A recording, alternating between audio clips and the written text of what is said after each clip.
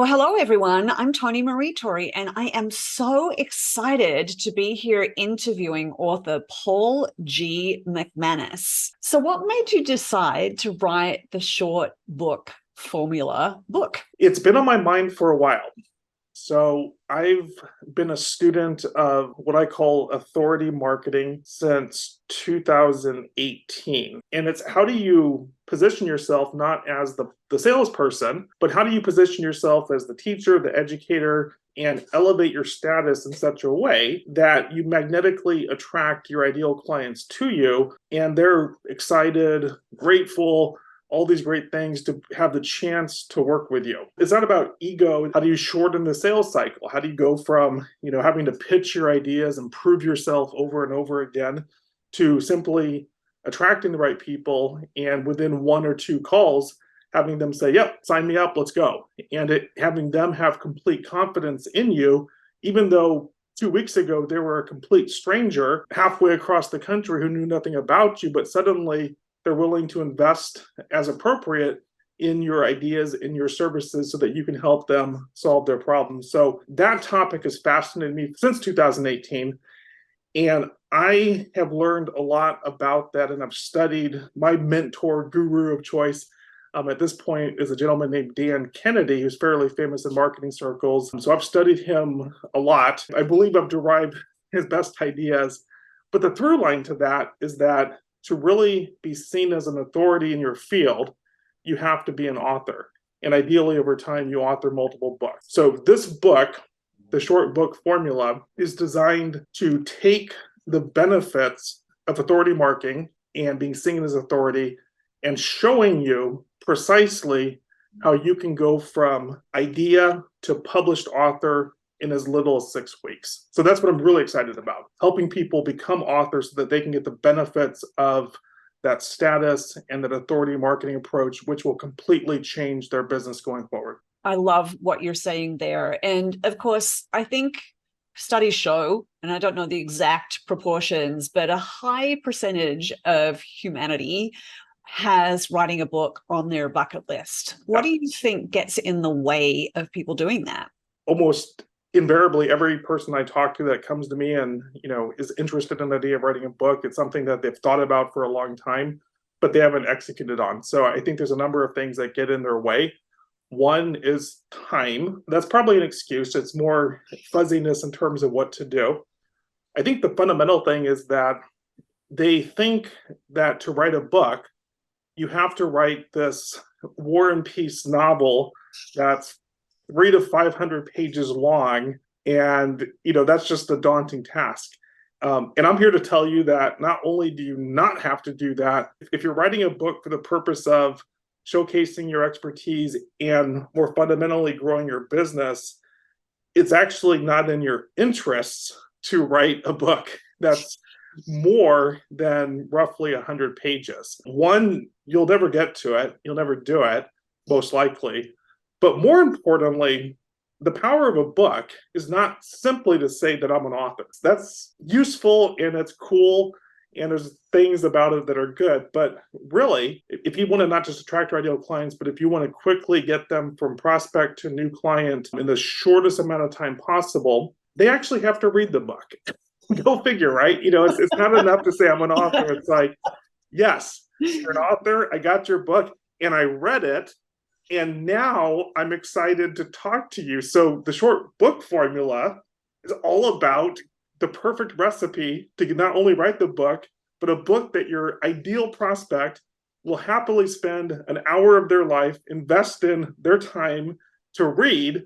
And by the end of it, they'll want to call you up, schedule a call and say, tell me more. How do we go forward? I'm excited. That's the outcome for it. What a concept. And this is like a new paradigm, really, isn't it? So you're really right on the cutting edge of being able to take what I would consider to be content and turning it into marketing.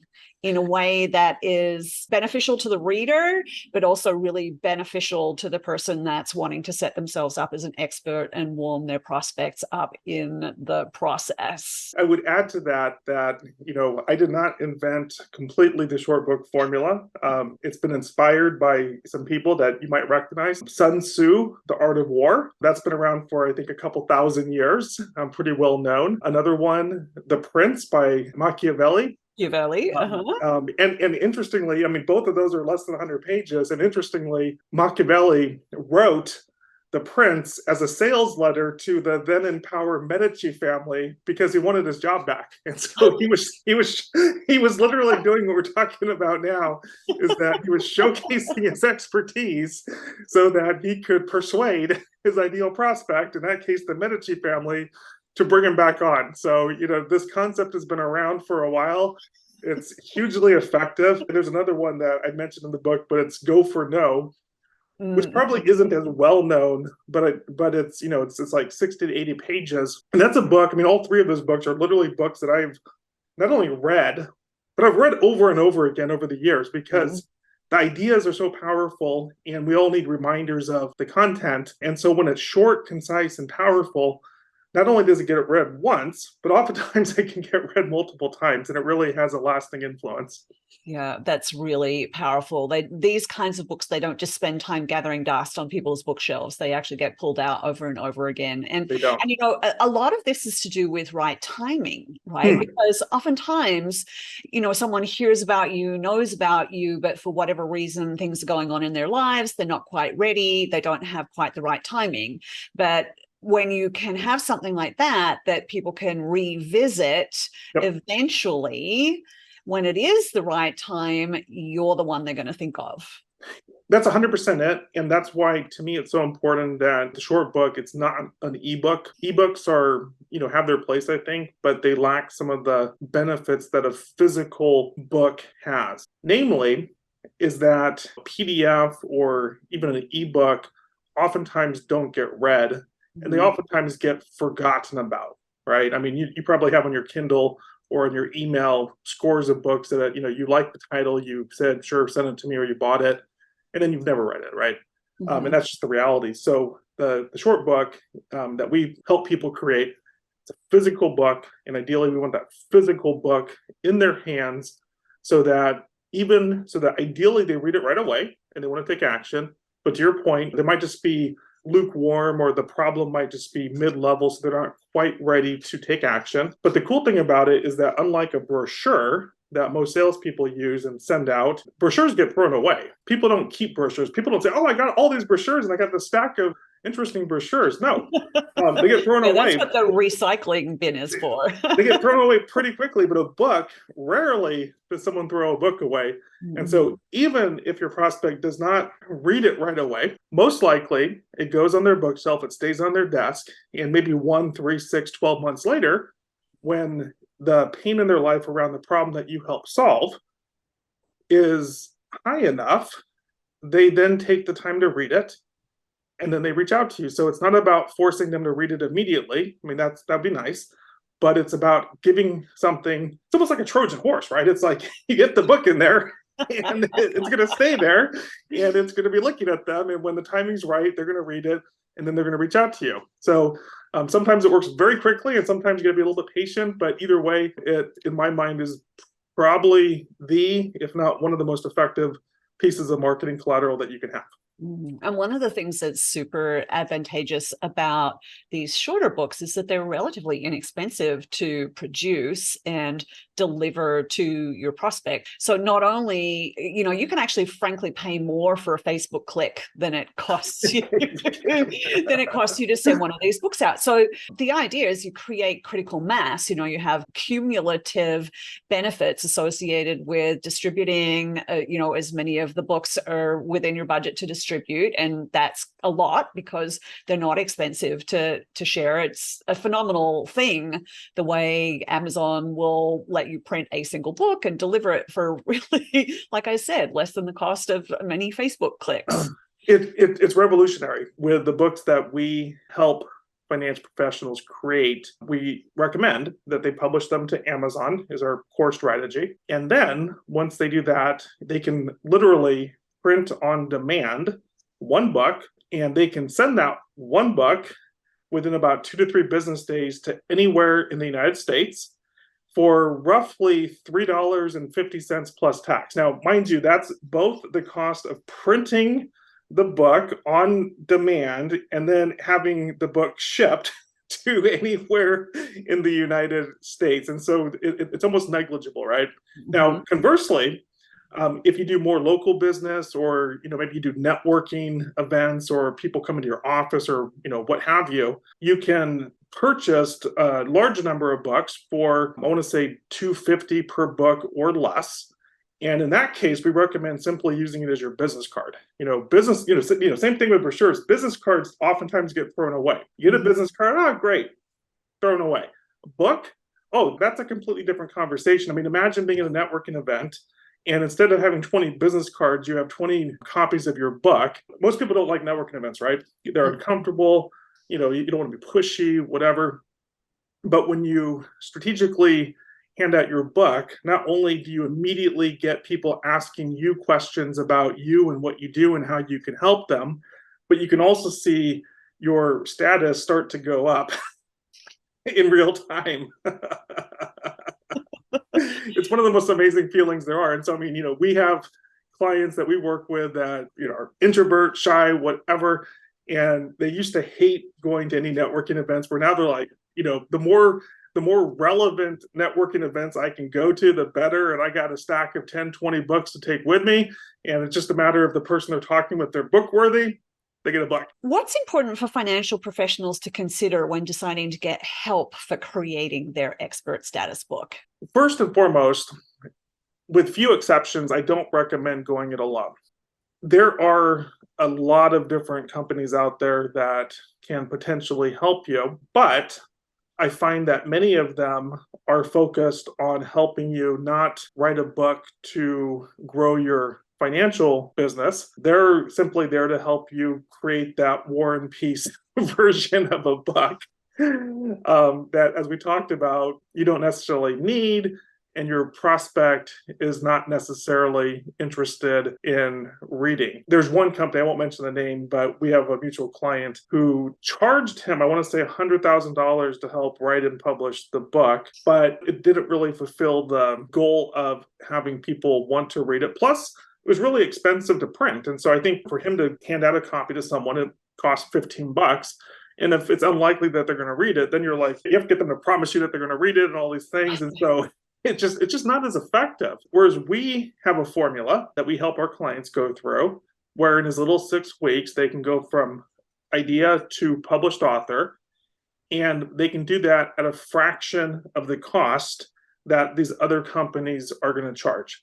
Now, the other thing that I recommend, and I've heard this a lot, is that sometimes people say, hey, okay, I'm going to go find someone online that's, I'm just going to, maybe like sites like Fiverr, different sites, and they're going to write the book for me. Rarely does that work out well. Typically the price seems super attractive, and so they're tempted to do it. I know I've been tempted in the past to do it, but the quality, the person knows nothing about advanced tax planning or financial services, and they do typically a fairly poor job of creating something that you would actually want to put out into the world and represent you. Plus, they know little to nothing about marketing, and so they're just trying to put down so many words that they can check the box and say, hey, here's your book, but it's not something that you really are proud of and you want to put out there.